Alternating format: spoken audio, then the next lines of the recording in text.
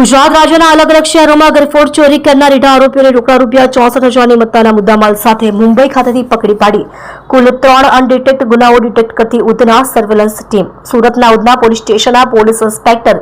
S.N. Desai તથા police inspector J.S. જામરે નાઓના માર્ગદર્શન હેઠળ તથા surveillance police sub inspector M.K. ઈશાણી નાઓના નેતૃત્વ હેઠળ police sub inspector H.Z. Patel તથા હેડ કોન્સ્ટેબલ કમલેશભાઈ લીલાભાઈ તથા પોલીસ કોન્સ્ટેબલ ભાવેશભાઈ દુલાભાઈ નાઓ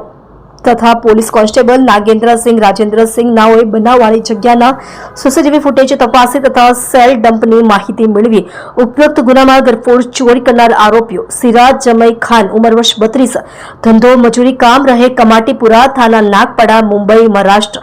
મૂળ વતન બનગડી થાના ગિરન જિલ્લો સરાવસ્તી उत्तर प्रदेश तथा मेराज नुरुद्दीन खान उम्र वर्ष 28 धंधो मजूरी काम रहे डोंगरी थाना डोंगरी मुंबई महाराष्ट्र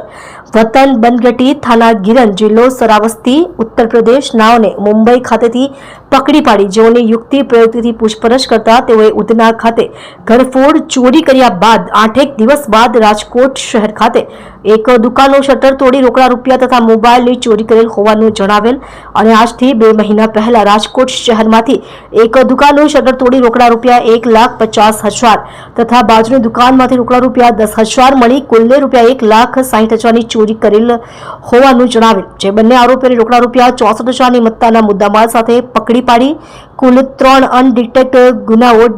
ડિટેક્ટ કરી ઉપરોક્ત પોલીસ કર્મચારીઓએ ખૂબ જ સારી અને પ્રશંસનીય કામગીરી કરેલ છે।